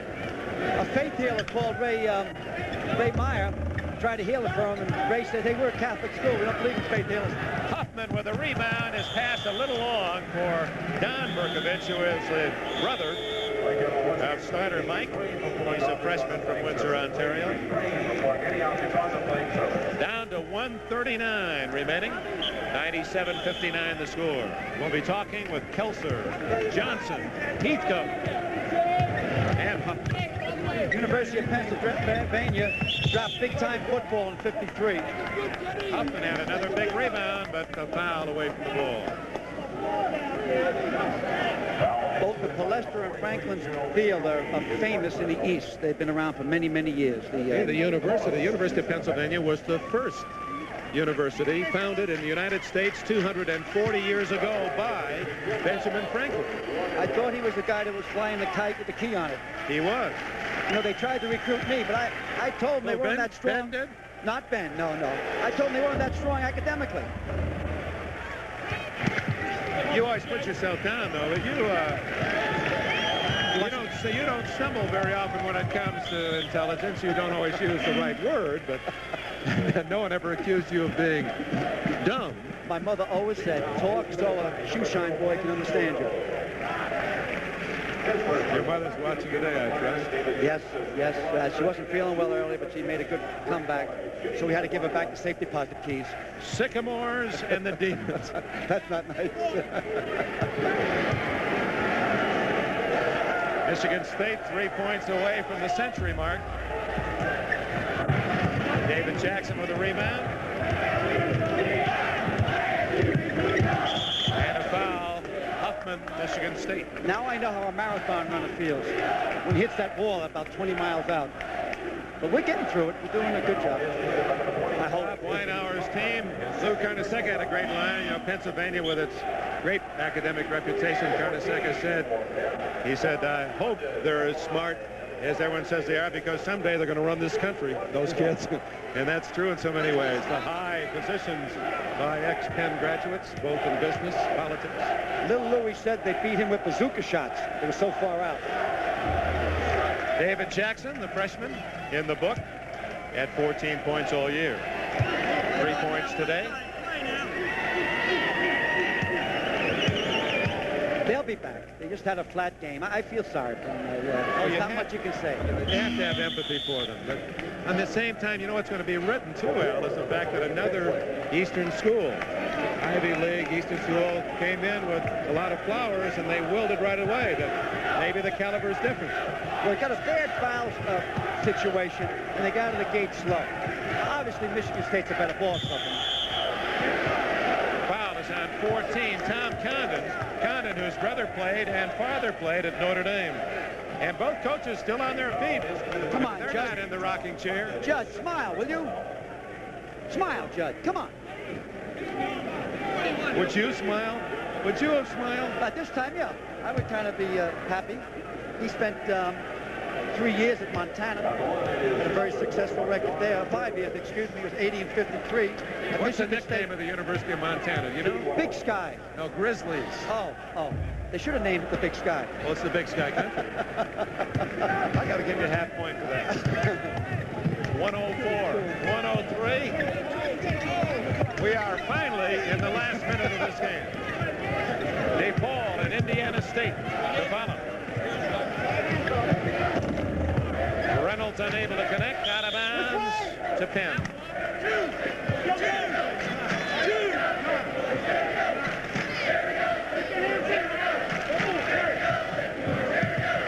Again, Reynolds in the corner.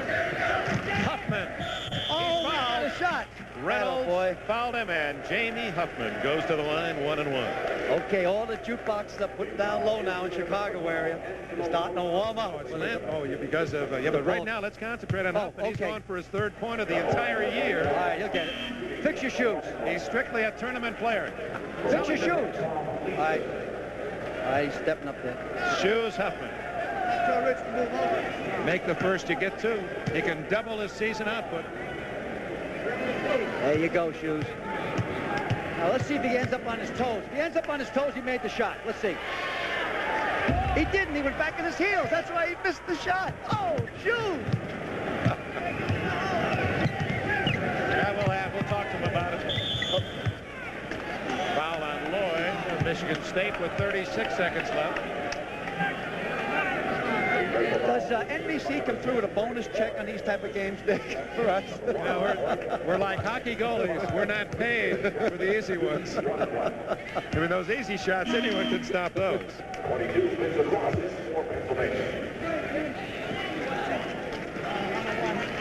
Al McGuire, Michigan State, no matter how you cut it. People said, well, they won another easy one in the tournament. Maybe they're this good. First time I caught him was against Kansas. They beat a good team in Kansas. Annihilated a good team.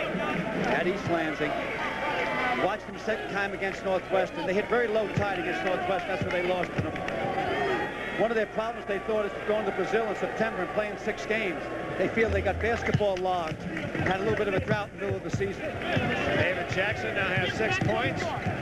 30 seconds left. Lloyd. Foul on Reynolds, number 12. Shoes stood in there. Shoes stood in there, took the shot. Where do you see this? You mean Shoes took the shot? He stood up and took the shot. He should shoot a 1-1. Put Lloyd up there. Number 10, break boy, shooting the 1-1. Indiana State Sycamores, unbeaten. Remember mid-year, we were down in Durham, North Carolina. Al McGuire, Billy Packer said, well, who is #1? And Notre Dame had lost the day before to Maryland. McGuire won the hearts of the Sycamore faithful, as he said they should be #1, and they proved to be that, and they're still unbeaten. Only the 10th team in the history of this tournament to enter the Final Four without a loss. Lloyd has Michigan State at the 99-point mark. 25 seconds left. Ray Meyer, Paul will try to join that select group of coaches to win the national tournament, and he would then have to pull an upset with an injured star Watkins to do it. Will it be Meyer or Hodges, the coaches in the second game, who smile or frown? Weinauer coaching right down to the final second. I like him for that. The man never showed any signs of quitting on his team or showing up his players. He's coached them to the final buzzer, and he's thinking about Monday night perhaps. Now what? Now what? Is this team that good? Are we wasting it here? You know, we've taken the show away too soon. You know, you said you've got to win it all. You have to win a couple of games by 3, 2, or 1 point. He's won them all by 10, 12, or more. There's 4 things to win a tournament. We've said the first 3 many times, but the last one we never said is that your bench must perform. Some subs must come off the bench and perform like starters. Sophomore Ted Flick from Seabreeze High School in Ormond Beach, Florida. He's 5 for 5 from the line. Watkins in the second game will start on Larry Bird. Larry Bird? Yeah, Larry Bird. You know, Bird is going to go back from this tournament and do his student teaching, and he's going to coach a baseball team in high school. He says, you ought to see me. I'm a pretty good right-handed pitcher. Can you imagine him coming off that rubber, a 6'8", firing that right hand? Elbowing foul underneath. They really seem, Indiana State really seems like a team of destiny. They've won so many close games at the end of the season that it doesn't seem possible they can keep it up. Flagrant foul will send. Who wants to take it? Lloyd. He says, hey, I'll take it. He just moved in. He said, I'm going to take these shots.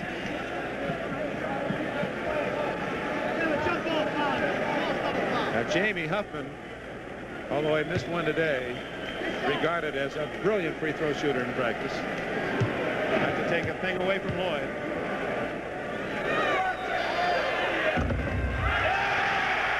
.100 for Michigan State.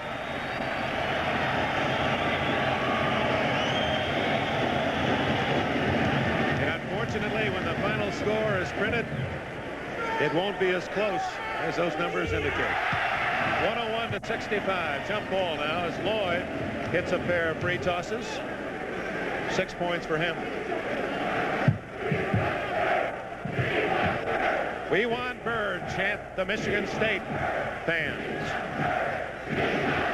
They might be sorry they're saying that. They may not get Bird. The ball has its own design. Well, Angelo Reynolds, a Philadelphia freshman, has his first bucket. And whistle from the other end. Reynolds went down. May have been a baseline violation in the pass by Michigan State. He's saying, come on, let's get this game over. Well, I tell you, he's a good coach. He stays in the game. He doesn't fool around with the game. Graduate of Washington State. Lloyd with 3. Long pass to Kay. Shades of Jerome Whitehead. And the ball game is over. Michigan State. Judd Heathcote, the Spartans, Irvin Johnson, Greg Kelser, Big Ten tri-champions are in the final game for the first time in Michigan State history. They'll meet the winner of DePaul, Indiana State. That game to follow. Congratulations to Michigan State. They defeat Penn 101-67. A good basketball team. They got off to such a poor start, had to play catch-up basketball, which you know, it's hard to do when we have the players that we have. And so I'm amazed that we won as easily as we did, but I still say that Pennsylvania is a good ball club. They just, you know, didn't play well today. Judd, now let's talk about in the future here. Jay Vincent, you had him going in there some today. I watched him going up and down the court a little bit. It looked like the legs still bothering him, and you're going to have him if you play against somebody as tough as either of these two teams you got a chance for. Well, that's true. Jay's foot really came up lame again. Terry Donnelly has a severe bruise on his hip, so we may have a couple of players that will be below par, but we hope that both will play and play well. You know, in that matchup zone of yours, Jay does such a great job with his bulk back in there playing that middle position, and it looked to me like Penn was going inside pretty well against you, as well as anybody I've seen. We thought they got the ball inside on us early, better than anyone we played. They just never converted the basket. And, you know, they shot, I think, what, 6 for 36 the first half. We thought had they made those baskets, it would have been a ball game. Judd, thank you very much. We're going to bring in a couple of your Titans here. Irvin Johnson, Gregory Kelser, co-most valuable players in this game. Greg, was it as easy as it looked? Well, it was relatively quite easy, but I think Penn, you have to feel that they're a tough team for the reason that they beat Syracuse, they beat North Carolina, they had a tremendous season. To get here, they had to be a tough team. I think if we was to play them again, it'd probably be a much tougher game. Was it difficult for you to keep your head in the ball game when you break at halftime leading 50-17? Well, at that point in time, it's very, very easy to get lackadaisical and complacent, but our coach told us that we were going to have to fight that coming out, and that our mission was not to embarrass Penn, but to not embarrass Michigan State also. Billy, watch the hands of the guy next to you. Well, Magic, one of the things about the game today that interests me is how much you played down inside. Was that just a feeling that you had in there with Smith on you that you could go inside and do as well? Well, all year, really, I've been going inside. A 6'4" man on me. He said he was going to stop me from getting the ball, so I thought... Oh, he told you that? No, I read it in the paper, so I thought I would go inside, see what he could do with me. And I had about 4 inches on him, so it paid off. You know that you mentioned the Penn winning that game against North Carolina. It seemed like you guys came out really mentally into the ball game. Did you do that yourself, or did the coach just have to warn you about it? Well, I would say back around mid-season, we were 4-4, and then we had 11 games to go. We had to win every one of them. We had to approach them all the same. We couldn't play not to lose. We had to play to win, and I think that's the same attitude we came out with today. We feel that potential is the key to our ball club. Anytime that we play to our potential, we're an awful hard club to beat. You guys are tough to handle. Irvin, Greg, thank you very much. Good luck Monday night. Let's throw it across the floor. Dick Enberg and Al McGuire have a very special guest. Greg Kelson, Irvin Johnson, and here's their favorite backup, Jamie Huffman. Coach, you had a question for Shoes? Shoes, I wanted to know last night, what did you dream about coming into the big game? Well, I had a hard time getting the slip for the first thing, but I just hoped that all our players could come out and do what, we had in mind, which was win this game. Did you picture yourself making the last shot in a close game? Well, it would be nice to do something like that, but I just tried to play with the other fellas on the team and work with a second group so we could get some baskets. How come Michigan State? Did you come as a package with Magic? Because I know you played with him in high school, and you were really a forward or a point guard. Well, my brothers went to Michigan State a long time ago, and I had always wanted to go to Michigan State. And when I played with Irvin in high school, and when he decided to go to Michigan State, it made me want to go to Michigan State all the more. What was Johnson like in high school? Can you compare? Is there a difference in Magic from the kid you knew that won the state tournament in the state of Michigan? I think that he's become a lot better ball player, and he's still, he's really friendly with everybody. He was like that in high school. I don't think his personality has changed. It's just that he can't talk to everybody like he could in high school. She'll keep him laced up tightly Monday night. Yeah, okay, thanks a lot. Jamie Hoffman, Peg Shoes by Coach Al McGuire. Let's go back to Bryant. Okay, Dick Enberg, thank you very much. Our final again, Michigan State 101. The Penn Quakers, not a lot went right for them. They put 67 points on the board. Indiana State against DePaul coming up.